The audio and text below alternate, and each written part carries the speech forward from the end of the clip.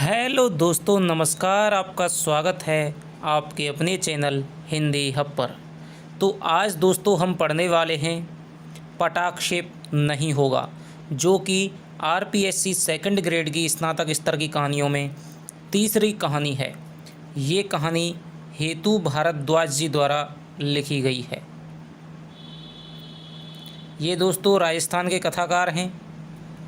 ठीक है, इनका जीवन परिचय है वो पीडीएफ के माध्यम से मैं आपको टेलीग्राम ग्रुप में भेज दूंगा।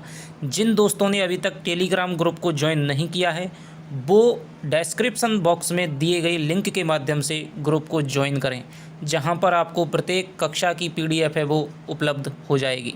कई दोस्त कह रहे थे कि सर पटाक्षेप नहीं होगा कहानी है उसको पढ़ाइए, जो कि गूगल पर भी उपलब्ध नहीं है और इसके अलावा यूट्यूब पर भी उपलब्ध नहीं है। तो चलिए, एक छोटी सी दोस्तों कहानी है, व्यंग किया गया है। क्या बताया गया है इसमें बताया गया है कि जो समाजवाद है, लोकतंत्र के मूल्यों में समाजवाद थी, समानता थी, बंधुता थी, आदर्श की स्थापना थी। तो जो समाजवादी समाज की स्थापना का विचार हमारे संविधान सभा के निर्माताओं ने सोचा था कि एक समतावादी समाज होगा जिसमें सभी समान होंगे, किसी भी आधार पर भेदभाव नहीं किया जाएगा। तो उस समतावादी समाज में, लोकतंत्र में चुनाव के नाम पर क्या दिखावा होता है, जो शुरुआत से स्वतंत्रता के बाद से लेकर के आज तक चलता हुआ दिखाई दे रहा है। आज भी समतावादी समाज की स्थापना हमारे देश में नहीं हो पाई है। इसी को रेखांकित करती है यह कहानी, जहाँ पर एक गांव है रामनेर। वहाँ पर ठाकुर, पंडित और दलितों के बीच में संघर्ष होता है चुनावों को लेकर के। ठीक है, जैसा शुरू से होता आया है कि सवर्ण समाज की है वो दबदबा रहा है और वही चुनाव में जीतता है, उसे ही खड़े होने का अधिकार है।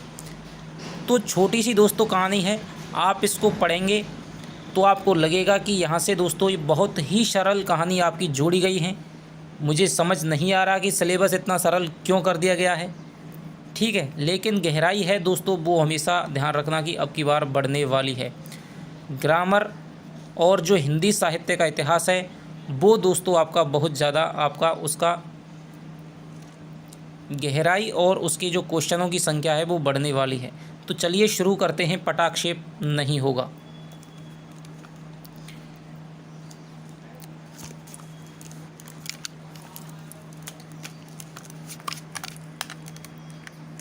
आज़ादी के बाद जो कुछ बदलाव इस गांव में हुए उनमें स्कूल और डाकखाना खुलने के अलावा 10 गुना लगान जमा करवाकर किसानों का स्वयं ज़मीन मालिक बन जाना था।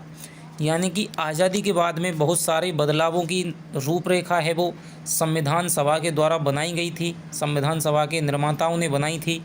उसमें इस गांव में यानी कि रामनेर गांव में जो बदलाव हुए थे उसमें एक तो स्कूल खुल गया था और एक डाकखाना खुल गया था। इसके अलावा किसानों से कह दिया गया था कि भाई आप 10 गुना लगान है वो जमा करके अपने खेत के मालिक है वो बन सकते हैं। ठाकुर की ज़मींदारी से कुछ को तो मुक्ति मिली और कुछ अभी भी ठाकुर ब्राह्मणों के रहमो कर्म पर ही थे। इस तरह के बदलाव के साथ गांव में लोकतंत्र को भी आना ही था। पहली बार ग्राम पंचायत के चुनाव आए, गांव वाले समझे ही नहीं कि क्या करना है। इस पर मुखिया ने गांव में सभा बुलाकर सबसे राय पूछी कि किसे प्रधान बनाया जाए। उसके पंडित मित्र ने उसे ही प्रधान बनाने रहने की बात कही। यानी कि पहली बार जब गांव में ग्राम पंचायत के चुनाव करवाए गए तब सभी को बुला करके सभा करवाई गई। उसमें पूछा गया कि भाई किसको प्रधान बनाना चाहिए सर्वसम्मति के आधार पर। और आपको पता है कि लगभग आज से 70 वर्ष पहले जातिवादी व्यवस्था किस चरम पर थी और वहाँ पर सवर्ण का ही दबदबा होता था, ठाकुर का, ब्राह्मणों का, और उनको ही प्रधान बनाए जाने की बात है। वो जो मुखिया है उसका पंडित मित्र है वो करता है। बदले में उसने बुढ़ापे का बहाना बनाया और पंडित के कहने पर ठाकुर के बेटे राम सिंह को सर्वसम्मति से प्रधान चुन लिया गया। यानी कि ठाकुर को बात कही थी, जो मुखिया है उसको बात कही थी कि भाई आप ही गांव के प्रधान बन जाओ, आप वैसे भी मुखिया हैं। लेकिन उसने बताया भाई मैं तो बूढ़ा हो गया हूं, मुझसे तो प्रधानी नहीं होगी, तो आप ऐसा करिए कि जो ठाकुर हैं उनके बेटे जो राम सिंह हैं उनको आप सर्वसम्मति से प्रधान चुन लीजिए। और बाकी चुनाव भी सर्वसम्मति से हो गए। मुखिया ने बाद में गांव वालों को बताया कि निर्विरोध चुनाव के कारण गांव का नाम पंडित नेहरू तक गया है। गांव वाले बहुत खुश हुए। जो स्थानीय स्वशासन है दोस्तों, जो पंचायती राज है, उसकी शुरुआत 2 अक्टूबर 1959 को नागौर के बगदरी गांव से की गई थी। राजस्थान देश का पहला राज्य था जहां पर स्थानीय स्वशासन की व्यवस्था है वो शुरुआत की गई थी। तो इसी के तहत यहाँ पर गांव में चुनाव कराए गए थे और उन चुनावों में दोस्तों जो ठाकुर का बेटा है राम सिंह, उसको प्रधान चुना गया है। तो आप याद रखेंगे कि किसको सर्वसम्मति से पहले चुनावों में किसको सर्वसम्मति से प्रधान चुना गया, वो हो जाएगा आपका राम सिंह। ठीक है। रामनेर गांव में आबादी के लिहाज से ठाकुर ब्राह्मण तो बराबर थे, यानी कि ठाकुर की जनसंख्या थी और ब्राह्मणों की जनसंख्या थी। और तीसरे थे दोस्तों यहाँ पर चमार। ठीक है। कुछ और दलित जातियों के घर थे, लेकिन चमारों की संख्या इन सबसे बहुत ज़्यादा थी। इस बात को चमार नहीं जानते थे। आज दोस्तों इसके स्थान पर एक थोड़ा सा जाति सूचक ऐसा शब्द माना जाता है कि अपमान का भाव है, लेकिन दोस्तों आप जैसा देखते हैं प्रेमचंद ने, ठीक है, जितने भी दोस्तों साहित्यकार हैं, वो इस नाम का उद्देश्य ये नहीं कि आपको हीनता की भावना यदि दिखाई जा रही है, बल्कि इस प्रकार के नामों में दोस्तों जातिगत जो भावना है, विद्वेष है कि समाज का क्या भावना है, उसको ये नाम है वो थोड़ा सा और ज़्यादा उजागर करता है, प्रभावी बना पाता है। ठीक है। तो आप इसमें ये नहीं समझें कि भाई हमारे जातिगत इस प्रकार कैसे लेखक हैं ये तो बुरे हैं। इससे दोस्तों कोई फ़र्क नहीं पड़ता है। फ़र्क पड़ता है कि आपको किस उद्देश्य के साथ में कहा जा रहा है, क्योंकि उनकी हैसियत ही ऐसी नहीं थी। हालांकि इनमें से कुछ के पास ज़मीन भी थी और पैसे भी। गांव के स्कूल में राम सिंह ने कच्ची पक्की इमारत बनवा दी थी और अपने गुर्गे को नियुक्ति दिलवा दी थी। वहीं डाक खाने का काम भी देखने लगा। इस उद्दंड गुर्गे ने पढ़ाने के बजाय बच्चों को पीटा ज़्यादा और बच्चों को शिक्षा के मामले में फिसड्डी ही रहे। गांव में बदलाव की पहली बयार 2 ब्राह्मण भाइयों महेंद्र और बलवीर के दिल्ली जाकर काम करने की खबर से आई। यानी गांव में जो बदलाव की जो पहली बयार है वो 2 ब्राह्मण भाई थे, महेंद्र और बलवीर। उन्होंने दिल्ली जाकर के काम करने की जो खबर है, जब वो गांव में पहुंची कि भाई वो दिल्ली जाकर के अच्छा काम कर रहे हैं, तो एक बदलाव की लहर है वो गांव में देखने को मिली। और क्या बदलाव आया वो दोस्तों आगे पढ़िए। इनका पिता स्वाभिमानी था और मुखिया से दबता नहीं था। यानी कि जो बलवीर और जो महेंद्र हैं, इनको आप ध्यान रखिएगा किसने विरोध किया था मुखिया का, तो इनके पिता जो स्वाभिमानी था और मुखिया से दबता नहीं था। इनका पिता स्वाभिमानी था और मुखिया से दबता नहीं था। तो जो बलवीर और जो महेंद्र हैं, उनका पिता है, ये ब्राह्मण भाई थे। ठीक है। इनका पिता वो स्वाभिमानी था और मुखिया से वो दबता नहीं था। नाराज मुखिया ने उसे ज़मीन से बेदखल कर जबरन अपना कब्जा जमा लिया। पुलिस भी कुछ नहीं कर सकी और आखिरकार एक दिन गांव के पास नहर किनारे उसकी लाश मिली। उसके अनाथ बच्चों को मामा दिल्ली ले गया, कुछ पढ़ाया और सरकारी ऑफिस में चपरासी लगवा दिया। दोनों कभी कभार गांव आकर घर की मरम्मत करवा जाते थे। इनके मन में भी मुखिया के विरुद्ध गहरा आक्रोश था। दोनों भाई जान गए कि निर्विरोध चुनाव मुखिया की रणनीति का हिस्सा थे। दिल्ली में रहने के कारण वे जानते थे कि अगर चमारों को संगठित कर दिया जाए तो मुखिया के आतंक से गांव को मुक्ति मिल सकती है। यानी कि दोस्तों जो रामनेर गांव का मुखिया था वो बड़ा ही ढीठ और अच्छा व्यक्ति नहीं था। इसीलिए जो दोनों ब्राह्मण भाई थे, उनके पिता थे, उसका उसने विरोध किया, बल्कि विरोध करने पर ज़मीन को कब्जा लिया और उसको मरवा दिया। इसके बाद में जो मामा के साथ में बलवीर और महेंद्र है वो दिल्ली चले गई और वो भी मुखिया के विरुद्ध में ही थे। भाई कैसे ना कैसे इस गांव के लोगों को इस मुखिया के आतंक से मुक्ति मिले। उन्होंने दिल्ली में ही तय कर लिया कि अगले चुनाव में वे थोड़े बहुत पढ़े लिखे, समझदार और आर्थिक रूप से किंचित समर्थ फगना को चुनाव में लड़ाएंगे। तो किसने, बलवीर और महेंद्र ने किसको चुनाव में खड़ा किया? फगना को।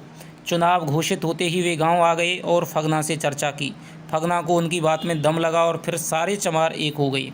मुखिया और सवर्णों को जब लगा जब पता चला तो उन्हें बलवीर महेंद्र पर बहुत गुस्सा आया। उन्हें हर तरह से समझाने की कोशिशें हुई, लोभ लालच भी दिया और डराया धमकाया भी, लेकिन वे अड़े रहे। मुखिया ने चमारों को बुलाकर समझाया तो जो ठाकुर की दया पर निर्भरते हुए पसर गए, जाति के मामले में क्या करते। यानी कि बलवीर और महेंद्र को उनके सगे संबंधियों ने और सामाजिक जो भाईबंदी थे उन्होंने समझाया कि भाई आप खुद सवर्ण हैं और सवर्णों के विरोध में चमारों को खड़ा क्यों कर रहे हैं, ठीक है, ये अच्छा नहीं है बिल्कुल भी, हमारी जाति का पूरा समाज का अपमान हो जाएगा। लेकिन वे नहीं माने, क्योंकि उनमें पहले से ही रोष भरा हुआ था, उनके पिता भी ऐसे ही थे। तो फिर उन्होंने चमारों को जा कर के समझाया।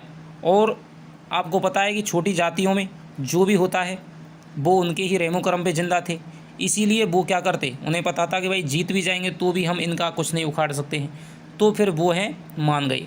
ठाकुर ने कहा कि चुपचाप साथ देना, नहीं तो देख लेना। यानी कि आप बात मानते हैं सीधी सीधी, नहीं तो फिर आप ज़ोर ज़बरदस्ती के साथ में बात मानेंगे। इस तरह चमारों में अदृश्य फूट पड़ गई। चुनाव का नतीजा वही निकला जिसकी आशंका थी। चमारों की फूट से राम सिंह ने फगना को भारी मतों से पराजित किया।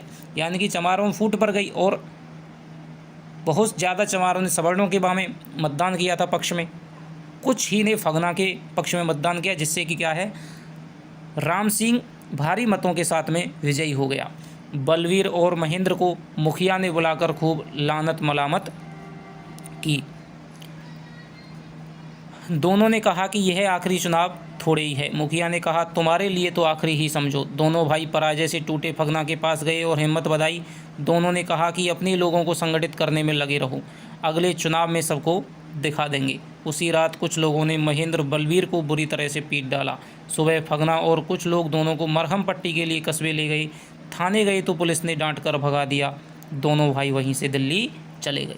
तो यहाँ पर दोस्तों जो कानून व्यवस्था है वो भी सवर्णों के पक्ष में है, वो झुकती हुई यहाँ पर दिखाई दे रही है। तो जिसकी लाठी उसकी भैंस, ये कहावत यहाँ पर चरितार्थ हो रही है।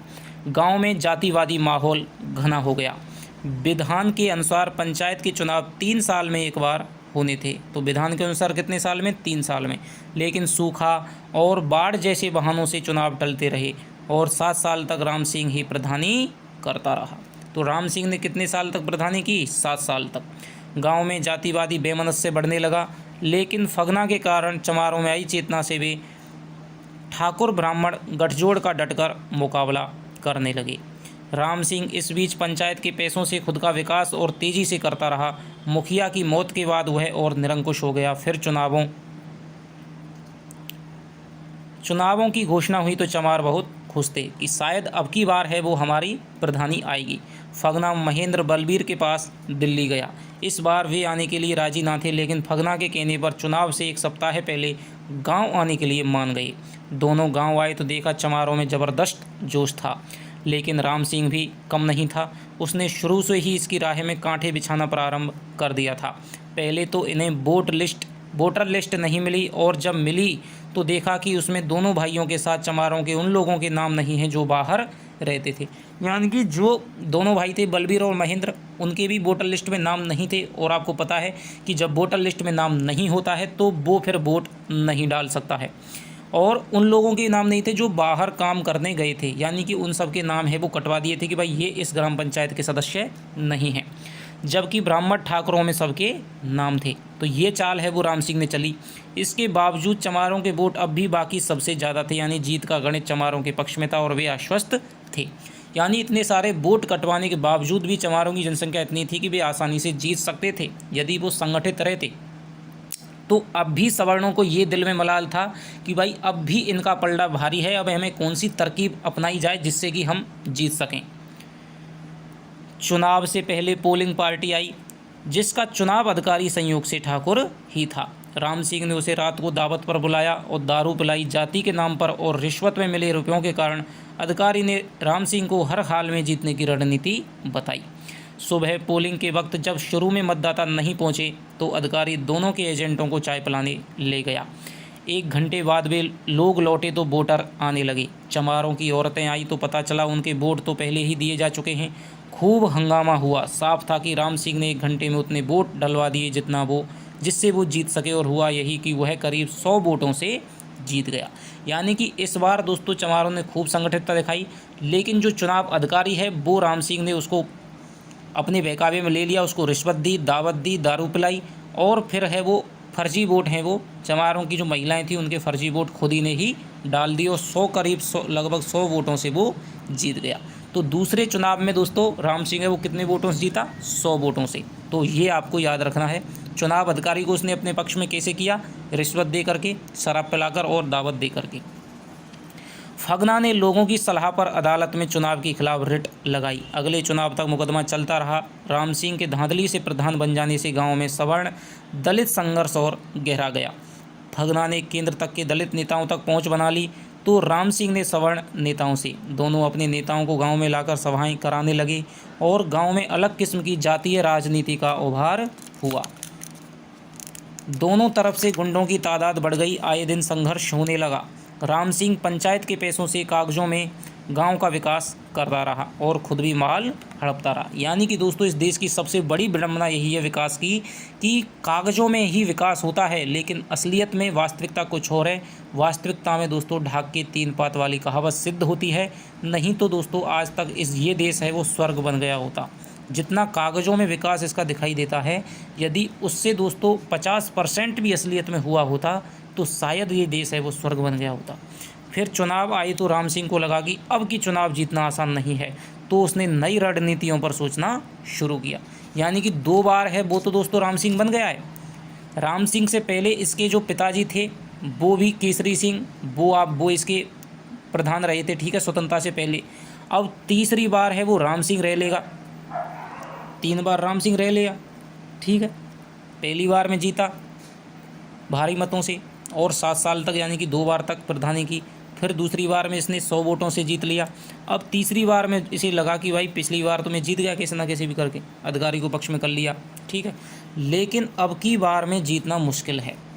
तो अब की बार में ये नई चाल है वो सोचता है कि ब्राह्मण ठाकुरों की मीटिंग बुलाकर पूछा कि क्या करना है। चुनाव लड़ने से इनकार कर दिया और कहा इस बार तो सब मिलकर तय करें। उसने अपने विश्वस्त चमार लच्छी राम का नाम चला दिया। चमार पहले तो खुश हुए, फिर निराश कि इससे तो राम सिंह की ही सत्ता चलती रहेगी, जिससे 2 गुट बन गए। राम सिंह के सिखाने से लच्छी राम का जोश दोगुना हो गया और वो अपने जाति भाइयों कहने पर भी मैदान से नहीं हटा। यानी कि जो चमार थे वो फगना को दोस्तों जिताने के पक्ष में थे, लेकिन राम सिंह ने चाल चली कि चमारों में से ही एक लच्छी राम को अपना विश्वास पात्र बना करके उसे कह दिया कि भाई तू खड़ा है हमारी तरफ से और तुझे ही हम जिताएंगे, जिससे चमारों में 2 गुट बन गए। चमारों ने बहुत कहा कि भाई आप लच्छी राम से कि आप बैठ जाइए, फगना जीत जाएगा, लेकिन वो नहीं उठा, नहीं बैठा, क्योंकि राम सिंह ने उसको सिखा दिया था। पर्चा दाखिल करने के दिन राम सिंह ने चुपके से अपने बेटे नाहर सिंह का पर्चा भी फॉर्म भरवा दिया। तो ये चाल है दोस्तों चली चमारों में, तो उसने 2 गुट बनवा दिए, ठीक है, और अपने बेटे नाहर सिंह का है वो पर्चा भी भर दिया, जिससे क्या होगा कि चमारों के वोट हैं वो 2 जगह बट जाएंगे और सवर्ण और ठाकुरों के जो वोट हैं, पंडितों और ठाकुरों के वोट हैं, वो एक जगह नाहर सिंह को मिल जाएंगे। आखिर में नाम वापस लेने के बाद 3 उम्मीदवार रह गए। तो कई और भी खड़े थे, तो उन्होंने अपने नाम वापस ले लिए कि भाई चलो हमारी जाति के 2 खड़े हैं, इनमें से एक ना एक तो जीतेगा ही। नाहर सिंह, लच्छीराम और इतवारी चमार, यानी कि 2 दलित और 1 सवर्ण। तो आपसे पूछा जा सकता है कि तीसरा जो चुनाव था उसमें कौन नहीं खड़ा हुआ था? तो नाहर सिंह खड़ा था जो कि राम सिंह का बेटा है, और आपके लच्छीराम खड़ा था और इतवारी खड़ा था। चुनाव का नतीजा तय था क्योंकि राम सिंह ने खेल ही ऐसा खेला था। चमारों के वोट बट गए और नाहर सिंह के अपने दादा और पिता की परंपरा आगे बढ़ाता हुआ प्रधान बन गया। आज़ादी से पहले उसका दादा गांव का मुखिया था, यानी आज़ादी से पहले तो उसका दादा केसरी सिंह गांव का मुखिया था, और अब तीसरी पीढ़ी में वह था। यह सिलसिला ख़त्म नहीं हुआ ना, जब तक इस नाटक का पटाक्षेप नहीं होगा समाज नहीं बदलेगा। तो लेखक है वो यहाँ पर पाठकों के समक्ष एक प्रश्न छोड़ देता है कि जब तक इस नाटक का अंत नहीं होगा तब तक ये समाज है वो बदलने वाला नहीं है। यानी कि जो दलितों को गिरा करके, सवर्णों को उठा करके जो चुनावों में जो राजनीति खेली जाती है, जातीय संघर्ष को अपनाया जाता है, अमीरी और पैसे के दम पर दबा दिया जाता है, तो जब तक इस प्रकार जीतते रहते हैं, जब तक ये नाटक है ना चलता रहता है, इस नाटक का जब तक अंत नहीं होगा इसका पटाक्षेप नहीं होगा तब तक ये समाज की जो वस्तु स्थिति है वो बदलने वाली नहीं है। तो इस प्रकार की दोस्तों आपकी ये कहानी थी। आपने देखा कि बहुत ही छोटी सी कहानी लेकिन बहुत ही सुंदर कहानी थी हेतु भारद्वाज जी की। ठीक है, तो इसमें से आपके 8-10 क्वेश्चन हैं वो केवल बनेंगे, संवाद कुछ ज़्यादा है नहीं इसमें। ठीक है, इसकी जो PDF है दोस्तों वो मैं आपको टेलीग्राम चैनल पे ग्रुप में दोस्तों मैं आपको सेंड कर दूंगा। इसके अलावा मैंने आपकी जो